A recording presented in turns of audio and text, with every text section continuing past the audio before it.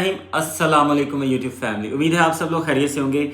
अच्छा जी, आज की जो मेरी वीडियो है, क्योंकि लास्ट टाइम जो सब इंस्पेक्टर मेरिट के हवाले से और डिफरेंट जॉब्स के हवाले से मैंने वीडियो बनाई थी, उसमें आप लोगों से प्रॉमिस किया था कि कमेंट सेक्शन में जो भी कमेंट्स मुझे किए जाएंगे नेक्स्ट वीडियो इंशाल्लाह इसके बाद जो बनेगी वो उन कमेंट्स के हवाले से होगी। क्योंकि मेरा मकसद ये है कि जो भी क्वेश्चन आप लोगों के माइंड में होते हैं, जो भी परेशानियाँ, जो कन्फ्यूजन्स होती हैं, उनको दूर किया जाए ताकि आप लोग आज़ादी से अपने जहन के सुकून के साथ आप जो है वो अपनी प्रेपरेशन को जारी रख सकें। आगे जो इंटरव्यू की तैयारी आपने करनी है और जो एम्बिग्विटीज़ हैं वो इंशाल्लाह इस वीडियो में मैं दूर करने की कोशिश करूँगा। चलें जी, कमेंट्स को शुरू करते हैं। सबसे पहले जो कमेंट है वो ये है कि सर जी, जो पीपीएससी के थ्रू कॉन्ट्रैक्ट बेस 3 साल या 5 साल की जॉब्स आती हैं, वो फिर फ्यूचर में टाइम पीरियड कंप्लीट होने के बाद कॉन्ट्रैक्ट एक्सटेंड हो जाएगा। मीन टू आस्क 60 ईयर्स की सर्विस कंप्लीट होगी, पेंशन भला ना हो। अच्छा जी, जो पंजाब गवर्नमेंट है उसने एक रूल बनाया हुआ है जो आप समझ लें कि 2018 का रेगुलराइजेशन एक्ट ख़त्म हो चुका है। अब क्या होगा, अब जो भी जॉब्स आएंगी या तो वो कॉन्ट्रैक्ट बेस पे होंगी जिनको फ्यूचर में एक्सटेंड किया जाएगा, और दूसरे नंबर पर ऐसी जॉब्स होंगी जो कि लमसम बेसिस पर होंगी।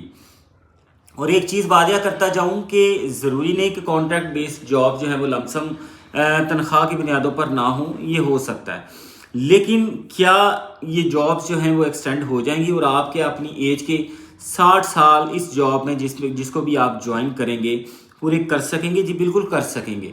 जॉब की लेंथ के हवाले से कोई ऐसा एक्ट पास नहीं हुआ, कोई इस किस्म का एक्ट जो है वो रिपील नहीं हुआ।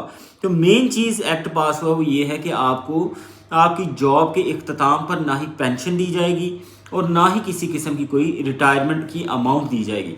जैसा कि आप लोग सुनते हैं कि रिटायरमेंट के बाद जो है ग्रेच्युटी, इंश्योरेंस वगैरह इन सारी अमाउंट्स को और जो चीज़ें आपने स्टेज 1, 2, 3 पे के हवाले से पूरी ज़िंदगी में ये जो जमा पूंजी आपकी इस जॉब के दौरान जो आपको हुकूमत पंजाब जो है वो काटती रहती है आपके पे से, कुछ रकम और एंड में इकट्ठी होकर आपको दी जाती है, वो नहीं मिलेगी। किसी किस्म की रिटायरमेंट और पेंशन जो है वो नहीं दी जाएगी। अच्छा जी, इसके बाद बात करते हैं सर बहावलपुर का सब इंस्पेक्टर का एक्सपेक्टेड मेरिट फॉर फीमेल। मैं ये कई दफ़ा बता चुका हूँ कि ये जो रीजन्स हैं बहावलपुर, मुल्तान, इनमें लोएस्ट मेरिट इंशाल्लाह रहेगा।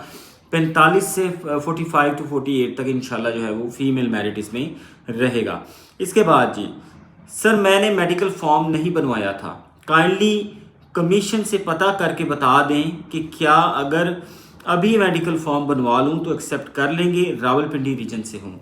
अच्छा जी, ये जो क्वेश्चन है इस हवाले से काफ़ी मुझे क्वेश्चन पूछे गए हैं डिफरेंट वीडियोस के ऊपर। एक चीज़ आपको मैं वाज़िया कर दूँ, पीपीएससी ने जो आपको डेडलाइन दी होती है, मिसाल के तौर पे लास्ट डेट अप्लाई करने की थी 2 अक्टूबर। इसके बाद जिन लोगों ने भी कोई मेडिकल सर्टिफिकेट या डोमिसाइल बनवाया या उनका रिजल्ट इस डेट के बाद आता है, तो 99.9% रिजेक्शन के चांसेस हैं कि उनका इंटरव्यू जो है वो कंडक्ट नहीं किया जाएगा, रिटन रिजल्ट ज़रूर आ जाएगा।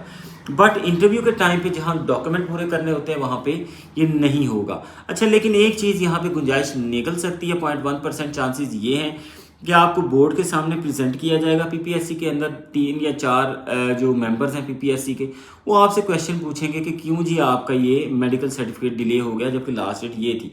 अगर आपके पास कोई जस्टिफाइबल रीज़न है तो शायद आपको फिर इसमें कंसिडर कर लिया जाएगा और 7 दिन का वक्त दिया जाएगा कि आप सर्टिफिकेट जो है वो जमा करवा सकते हैं। Otherwise most of the time chances, ज़्यादातर लोग आप भी सुनते होंगे कि रिजेक्शन के ही चांसेस ज़्यादा हैं। बाकी आप बनवा लें, अल्लाह ताला बेहतर करने वाला है। मैं आपको झूठी उम्मीद तो नहीं दे रहा, लेकिन कोशिश करने में कोई हर्ज नहीं। अच्छा जी, क्या एसआई के मेरिट में एकेडमिक मार्क्स काउंट होंगे? सब इंस्पेक्टर के हवाले से बात हो रही है जी कि क्या उसमें एकेडमिक मार्क्स ने काउंट उन्होंने करना कि नहीं। 1 जनवरी 2026 से ये रूल अप्लाई होगा पीपीएससी की जानिब से कि जो भी इंटरव्यूज़ कंडक्ट किए जाएंगे, जो भी बाद में ऐड आएंगे इसके बाद, और या जो भी इंटरव्यूज़ कंडक्ट किए जाएंगे 1 जनवरी के बाद, उसमें एकेडमिक मार्क्स जो हैं वो काउंट नहीं किए जाएंगे। तो एसआई के इंटरव्यूज़ जो हैं वो इसी महीने के एंड में जो है वो होने के चांसेस हैं, नवंबर के एंड में या दिसंबर के फर्स्ट वीक के अंदर अंदर ये इंशाल्लाह कंप्लीट हो जाएंगे। इसका रिज़ल्ट बहुत जल्द आने वाला है। दुआ कीजिएगा अपने लिए, अपने दोस्तों के लिए और सब के लिए दुआ कीजिएगा। एकेडमिक मार्क्स ज़रूर काउंट होंगे, ये आपको बताता चलूँ। सर जिन कैंडिडेट्स का 2nd डिवीज़न है बीए में, क्या उनकी एलोकेशन नहीं होगी सब इंस्पेक्टर के लिए? अच्छा जी, आपकी उन्होंने रिक्वायरमेंट जो रखी होती है वो सेकंड डिवीज़न आप अप्लाई कर सकते हैं ग्रेजुएशन डिग्री में। अगर आपकी सेकंड डिवीज़न है तो आप ईपीएससी की किसी जॉब पर भी अप्लाई कर सकते हैं। इसकी हवाले से कोई रिजेक्शन नहीं होती किसी भी किस्म की, ना मैट्रिक ना एफए ना बीए, सेकंड डिवीज़न के हवाले से रिजेक्शन नहीं होती। ये ज़रूर है कि कोई भी थर्ड डिवीजनर जो है डिग्री होल्डर, वो किसी भी गवर्नमेंट जॉब के लिए पीपीएससी के थ्रू अप्लाई नहीं कर सकता। अगला क्वेश्चन है जी, सर डीजी खान का मेरिट क्या है एक्सपेक्टेड? डीजी खान का जो मेल का मेरिट है वो 50 से 55 और फीमेल जो है वो 45 टू 50 के राउंड अबाउट हो सकता है। अच्छा, जिसके बाद सर लेबर ऑफिसर की जॉब यूनिफॉर्म वाली होती है क्या? नहीं जी, जॉब जो है जितनी भी फोर्सेस की जॉब्स होती हैं वो यूनिफॉर्म वाली होती हैं। इसके अलावा जितने भी जैसे लेबर डिपार्टमेंट है, रेवेन्यू डिपार्टमेंट है, एग्रीकल्चर डिपार्टमेंट है, ये जॉब्स जो हैं यूनिफॉर्म से रिलेटेड नहीं होती। तो इस हवाले से जो है आप सिविलियन कपड़ों में ही जाते हैं, इन जॉब्स को परफॉर्म करते हैं। अच्छा, जिसके बाद है कि सर यूनाइटेड नेशंस की सीट्स कब आएंगी जनरल असम्बली में स्पेसिफिकली? अच्छा जी, इनका एक टाइम होता है, ये जब इनका कुछ अरसे तक इनकी सीट्स जो हैं इनकी वेबसाइट पे तो आ रहा है कि ये सीटें जो हैं वो रेगुलर बेसिस पर आती हैं। आप अखबारात वगैरह चेक करते रहें, जब आएंगी इंशाल्लाह तो मैं आपको इंशाल्लाह इन्फॉर्म कर दूंगा अपने चैनल के ज़रिए। बाकी यूएनओ के लिए बहुत कम लोग अप्लाई करते हैं, करते ज़रूर हैं, बहुत पढ़े लिखे इंटेलिजेंट लोग जो हैं जिनका फोकस ही ये होता है कि उन्होंने पाकिस्तान से बाहर जाना है यूएनओ के ज़रिए, वो ज़रूर करते हैं। अच्छा जी, साहिवाल का मेरिट क्या होगा वुमेन कोटा के हवाले से? साहिवाल में वुमेन कोटा का मेरिट जो है वो 45 टू 48 तक इंशाल्लाह रहेगा। शेखुपुरा का मेरिट क्या होगा? शेखुपुरा का जो मेरिट है वो इंशाल्लाह 48 टू 55 तक रह सकता है। इसके बाद जी मुल्तान रीजन का मैं बता चुका हूँ। Sir Gujranwala region female merit क्या होगा? गुजरांवाला रीजन का जो फीमेल का मेरिट है वो 50 से 55 तक रहेगा। इसकी वजह है, मैं क्यों आप लोगों को लो मेरिट बता रहा हूँ, मुझे कोई इतना ज़्यादा शौक नहीं है लो मेरिट बताने का।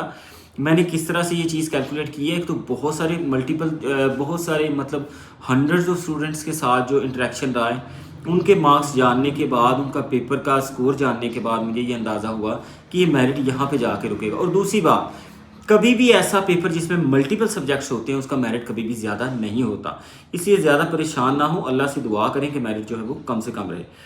Sir there's how many chances that it will be exactly what you are telling?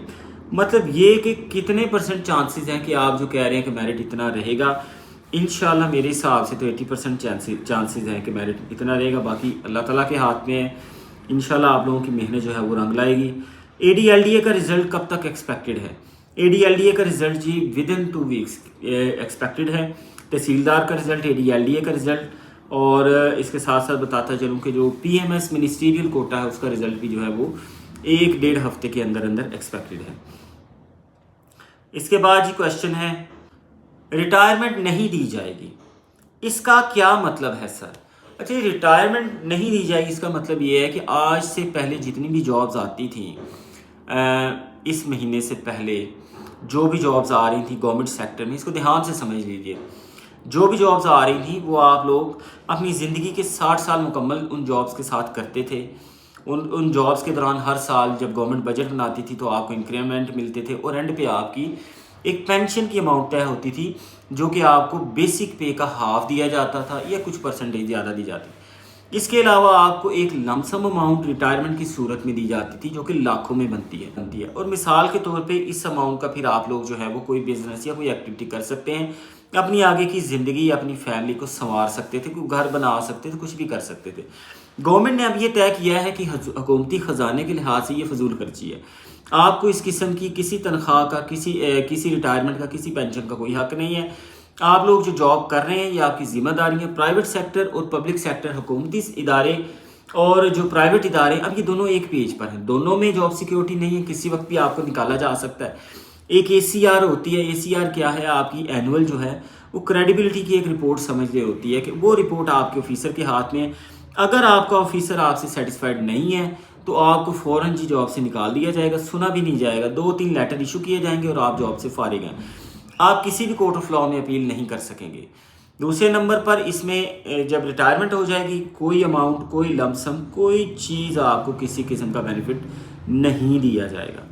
तो ये सारी चीज़ें अब जिस बंदे ने भी गवर्नमेंट सेक्टर में आना है वो सोच समझ के आए।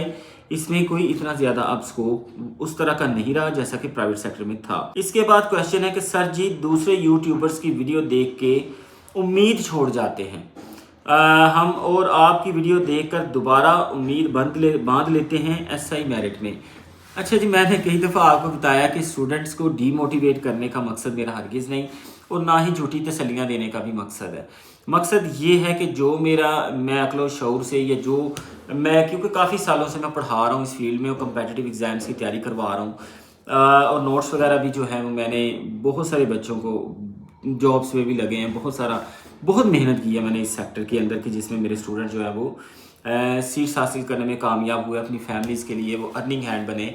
तो इस हवाले से आपको बताता चलूँ कि ये बड़ी मेरी प्योर एफर्ट है कि जो मैं आपको बताता हूँ और जो मेरे माइंड के मुताबिक जो मेरा एनालिसिस है उसके मुताबिक जो मेरा फाइनल जो व्यू बनता है वो मैं आपके सामने रखता हूँ। बाकी अल्लाह ताला करम करे, आप सब लोग मेहनती हैं, काम करने वाले हैं। इंशाल्लाह आप लोगों के साथ में हमेशा जो है वो ऑनेस्टी के साथ, ईमानदारी के साथ जो है वो पेश आता रहूँगा। अच्छा, जिसके बाद sir 66 including negative marks Faisalabad region बनते हैं, इंटरव्यू की तैयारी करूं या रिजल्ट का वेट करूं? अच्छा जी, बहुत अच्छे मार्क्स हैं 66, डेफिनेटली आपको इंटरव्यू की तैयारी करनी चाहिए और किसी सूरत भी आप जो है वो इंटरव्यू की तैयारी से ना हटें, क्योंकि इंटरव्यू जो है वो बहुत जल्द कंडक्ट किए जाएंगे। अच्छा जी, इसके बाद है कि अस्सलाम वालेकुम सर, रेलवे कांस्टेबल का रिज़ल्ट कब आएगा, इंटरव्यू कब होगा? जी जल्द आ जाएगा, विदिन 2 वीक्स जो है एक्सपेक्टेड है, अल्लाह खैर करे, इंशाल्लाह आ जाएगा। इसके बाद एक जो दोस्त हैं इन्होंने काफ़ी दफ़ा कमेंट किया है मेरी हर वीडियो पे, मैं पढ़ता भी हूँ, मैं लाइक भी करता हूँ, मैं रिप्लाई भी करता हूँ। क्या हुआ तेरा वादा, वो कसम, वो इरादा, असिस्टेंट बोर्ड ऑफ रेवेन्यू का इंटरव्यू आपका उधार है।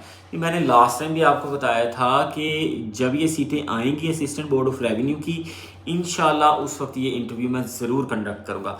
अभी इस किस्म का क्योंकि सीटें नहीं अवेलेबल बहुत सारी, जब भी सीटें आएंगी तो इंटरव्यू ज़रूर किया जाएगा, आपको इंशाल्लाह गाइड किया जाएगा। चैनल आपके लिए है, आपका ही चैनल है और इंशाल्लाह इसमें आप लोगों के ताउन से ही आगे बढ़ना है। अच्छा, इसके बाद जी बहुत सारे क्वेश्चन मेरिट के हवाले से हैं जिनका जवाब मैं दे चुका हूँ ऑलरेडी। और एक भाई साहब कहते हैं कि वीडियो 5 मिनट की बनाया करो। अच्छा जी, वीडियो छोटी या लॉन्ग लेंथ की या शॉर्ट लेंथ की बनाना, मैं इंटेंशनली कभी वीडियो भी नहीं बनाता। आपने बहुत सारी वीडियोस देखी होंगी, वो 5 मिनट की भी हैं मेरे चैनल पे और कई 20 मिनट की भी हैं, कई 15 की है, 12 की है, 10, हर तरह की। जितने क्वेश्चंस होते हैं, जिस तरह का आंसर होता है उस हिसाब से मैं बोलता जाता हूँ और एंड में देखता हूँ कि अच्छा जी इतना टाइम हो गया। इसको काटूंगा या इसमें से कटिंग ज़्यादा करूँगा तो मेरे ख्याल में वो नाइंसाफ़ी हो जाएगी, क्वेश्चन का आंसर जो है वो क्लियर नहीं होगा, फिर फ़ायदा नहीं है आपकी कमेंट का रिप्लाई करने का अगर मैं क्लियर कट आंसर ना दे पाऊँ। एक दोस्त का कमेंट है कि आपका बोलने का अंदाज़ बहुत प्यारा है, बहुत बहुत शुक्रिया आपका, जज़ाकल्लाह। इसके बाद जी sir, academic marks sub inspector के इंटरव्यू में ऐड होंगे? जी बिल्कुल होंगे, मैं बता चुका हूँ। और ये थे जी आप सबके कमेंट्स, बहुत सारे जो हैं वो मैं रिप्लाई कर चुका था, ये भी रिप्लाई कर चुका था, लेकिन मैंने सोचा क्योंकि इसमें रिटायरमेंट का इशू इम्पोर्टेंट है, जो आने वाले रिजल्ट्स हैं वो इम्पोर्टेंट है, तो वो सारी चीज़ें जो है मैं इसमें आप लोगों के साथ एक दफ़ा फिर से रिवाइज़ कर लूँ ताकि आपको ये चीज़ें वाज़िया हो जाएँ कि कब तक ये चीज़ें पाइपलाइन में है, सॉर्ट आउट हो जाएंगी। तो इसके साथ मुझे इजाज़त दीजिए, बहुत बहुत शुक्रिया। इंशाल्लाह नेक्स्ट वीडियो में फिर मुलाकात होगी और चैनल को भी ज़रूर सब्सक्राइब कीजिएगा, लाइक कीजिएगा और दोस्तों के साथ शेयर कीजिएगा। अल्लाह हाफ़िज़।